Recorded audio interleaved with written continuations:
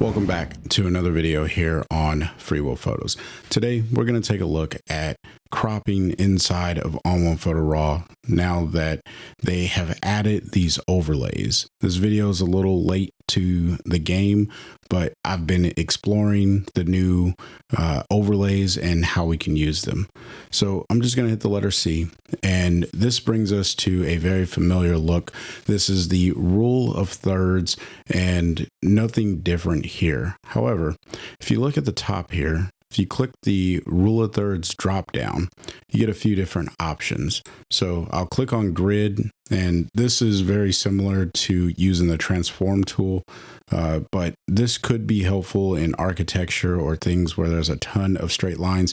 I personally don't think I'll be using this too much. Then you have the diagonal. This one is a ton of fun, and this is all about building symmetry in the image based off of the ratio that you're working at. Now, I'm personally not going to use this one today, but what I do typically use this one for is just to bring balance with putting elements on this intersecting point and this intersecting point. If I have a photo that's going horizontal, or on a vertical photo like this one, then I would put something that's of interest on this intersecting point and this intersecting point, especially if there's a leading line.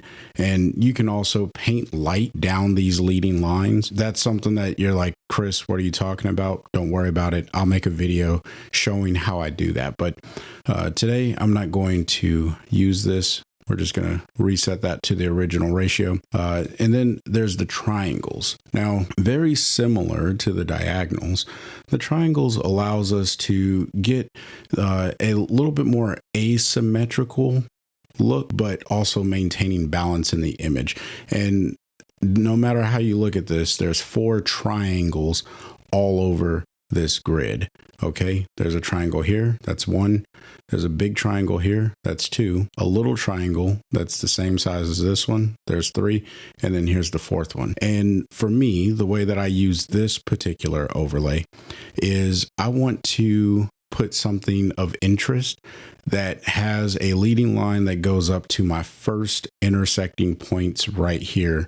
And then that's going to lead me up another line to an intersecting point over there and then out of the photo. Now, once I get going out of the photo and coming into the photo, those are areas where it tells me I probably need to put some sort of a vignette, so that way I draw the attention back into the photo and I keep the viewer going down this line. Now, you're probably thinking, well, what if I don't want the diagonal or these larger triangles to be on this side? Maybe I want this to be flipped. Well, if I come over here to my menu again, I can flip it vertically, and now it's going the opposite direction. So based off of your photo, you may have to play with this. And I personally think that the original version or the original layout of this works well for this particular image, because I can start my image coming from here. There's not much interest here, so I can make this area darker, and then it comes into this area, which could be interesting, and then it comes up to this little point, and this point is covered in light, and there's a lot of interesting contrast that's going on there, so that could be something of interest. And then it goes off into this area where there's also light, and maybe, you know, this can really help with driving your special effects or whatever it is that you want. That's how I use these tools. But maybe since the light is directionally coming in from this way, maybe I make a really bright light that just comes over here. I could paint that in. And that's how these compositional tools and overlays can really help you make your image look that much better. Now, The next one is the golden ratio. And this one is very similar to the rule of thirds, where you want to put points of interest on these intersecting points. And again, this is more of that asymmetrical thing. I personally think that this works the best on horizontal images. So I'm not going to demonstrate it today, but in a later video, I'll show you how I would use this one, because this is probably my third used version of this. Or of the overlays. And then of course the golden spiral. I don't use this one at all. There's a lot of theory behind how this could be used that I'm still trying to understand. If you know how the golden spiral is used or how it works, then please drop that in the comment section below, but I'm not going to worry about that. Now, of course, there's the none, and we're not going to worry about that. But the one that I do use the most is this triangles one. This has become my default overlay when I crop. And the reason for that is I love to use this in the freeform. Now, if you're not going to print the image that you're working on, this is going to work great because you can really compose how you want. And you see how it's resizing these triangles and making it proportionate. As I pull this down, you can see this triangle is the same size as this one, and this one is the same as this one, all the way down until you get to a 1-to-1 ratio, which is a square. And now you have 4 equal triangles. It's not exactly perfect, but hopefully this makes sense for a composition, because when you go to a square, your intersecting point is going to be the thing in the middle most of the time. And as you pull this away, you're starting to draw the viewer's attention to different areas of the photo. And that's why this compositional tool is one of my favorites, because if you bring this down, this is how I like to use it. I bring this down as close to the 1-to-1, and then I find the thing that's most interesting to me in this image, which I'll say that it might be somewhere, and I gotta make this a little bit smaller. We'll say that it's somewhere in here. We'll say that it's this.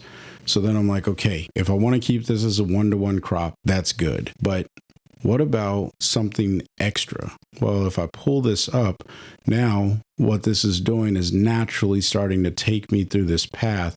And I know that originally my point of interest was about here, but as I pull this up, I'm evenly, give or take, dispersing the viewer's eye halfway above and halfway below whatever that point of interest was. So now, as I'm recomposing this image, I'm finding different ways of viewing it and drawing the viewer's attention through the image.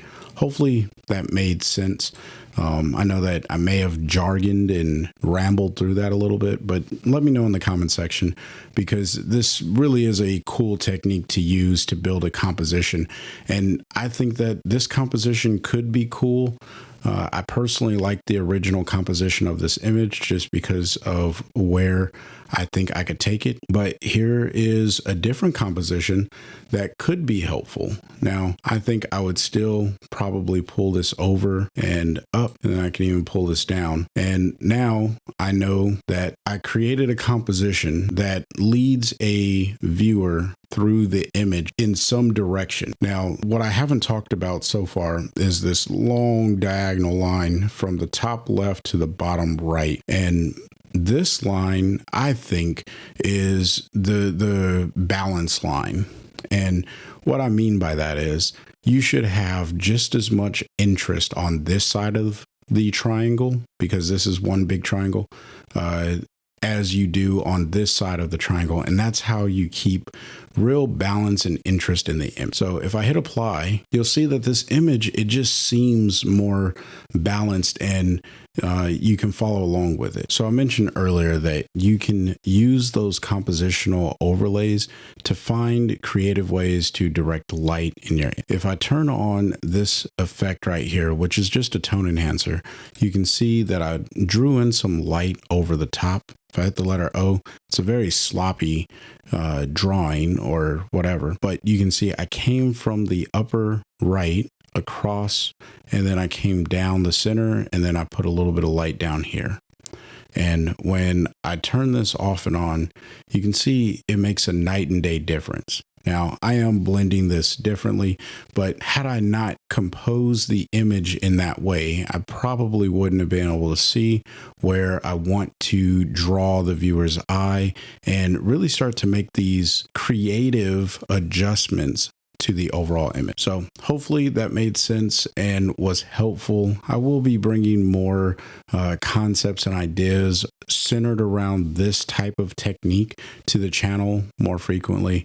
So hopefully, if you got questions, you can drop it in the comment section below. So if you found value in today's video, please smash the like button, hit the subscribe if you haven't already. Don't forget to turn on the bell so you can get notifications whenever I drop new content on the channel. If you're looking to pick up All-in-One Photo Raw, consider using the discount code that's found in the description box below, FreeWillPhotos20 at checkout, so you can save 20% on the standalone version of All-in-One Photo Raw. And with that, until next time, I want you to stay inspired and keep creating. Peace.